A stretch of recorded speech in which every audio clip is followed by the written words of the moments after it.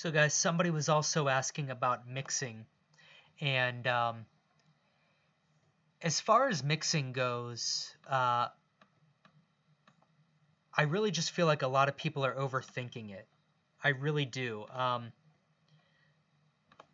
When it comes to mixing, guys, let's when it comes to mixing, um, we've gone over this in the advanced production course, and really to a large extent in the 30-day power production course.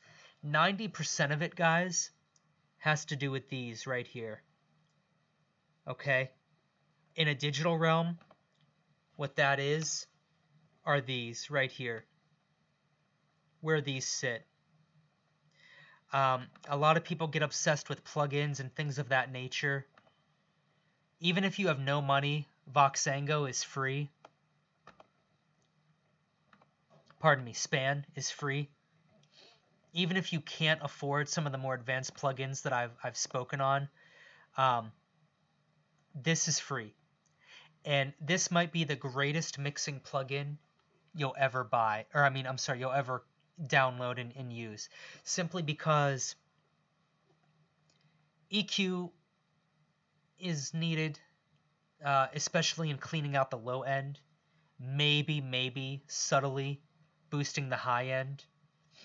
But big time EQ work, I just haven't found it to be necessary. It's not that it isn't. Of course, you can find problem frequencies and notch them out. In most of my tracks, I don't bother. So that's EQ. Compression, a lot of synth sounds and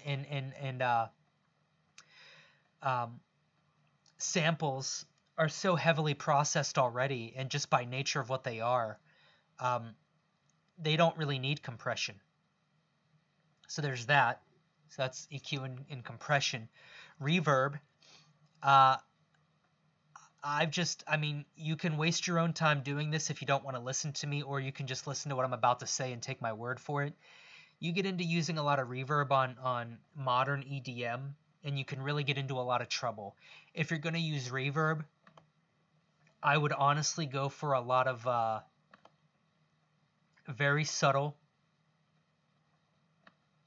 room. Very subtle room. Small room, too. I would not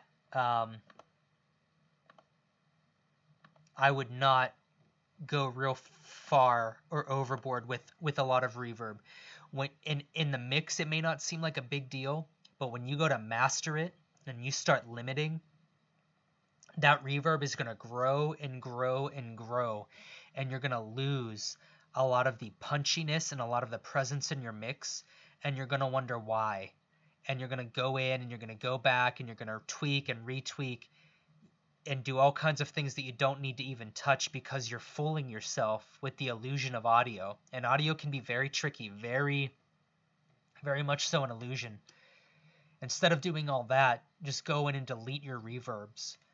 Or if you're not going to delete them, take your wet dry, or maybe even more so the size, the decay time.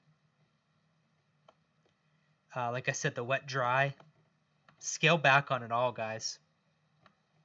Now, these aren't exact settings. You're going to have to use your ears, but you really should not have a lot of stuff if you're looking for a clean, minimal, commercially competitive track. You shouldn't need a ton of reverb, guys. If anything, I'd reach for delay before reverb. So just to recap, we've talked about volume faders, probably the most important. Use that in conjunction with Span, or the paid version of this could be iZotope's Insight, or iZotope's Ozone, or iZotope's Neutron, because they all have a spectrograph. What's a spectrograph? This is a spectrograph. This graph here, with the frequencies from left to right, low to high, and the volume from down to up, quiet to loud, if you will. Spectrograph. Span, all span is basically is a spectrograph. Ready? Frequencies left to right, low to high, volume or decibels, I guess, loudness, if you will. If you don't want to be picky about it and a stickler about it, from low to high, up to down, or down to up. EQ we talked about, compression we talked about, reverb we talked about, a little bit of delay. Delay would probably be one that I would actually use and recommend. So faders, you want to give your mix some depth and some space. You might go for an echo, a clean delay, maybe an 8 dot ball is a good one. Just to give some movement in the mix a little bit. Real good one, I've talked about it a little bit if you've watched a lot of the videos. Utility. Why utility? Why all these plugins that aren't that fun, Mikey? Put some of your stuff in mono and watch your mixing skyrocket. Put your kick, or at least the low end of your kick. Put your sub bass line. Put maybe your sawtooth lead in mono, and in my case, maybe I'd do steel drums in stereo. And maybe I've got two different types of steel drums I recorded. So the sawtooth is in mono, sawtooth wave, following a lead pattern in mono. And then the steel drums are in regular stereo. And then aside from that, you've got maybe a marimba or another kind of steel drum or just another lead sound in general. All of these things are following the same pattern, by the way.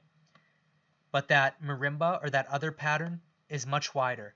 So sawtooth mono, for me, steel drums stereo, and then a less important sound, wide, super wide.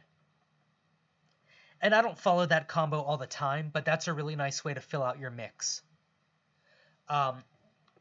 Marketing is quite the beast, and it's going to make you think you need to spend $500 on a plugin suite, and you just don't.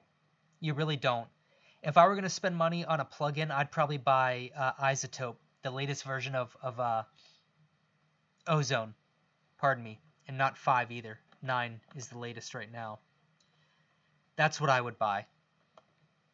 Because it's so diverse as a mastering tool, it's unbelievable. You can do separation even if you only have a stereo file and you do not have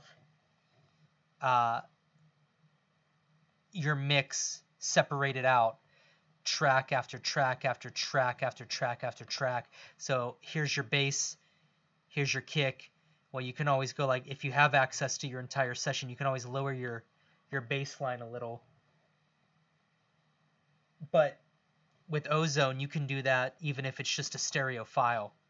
That's a powerful plugin.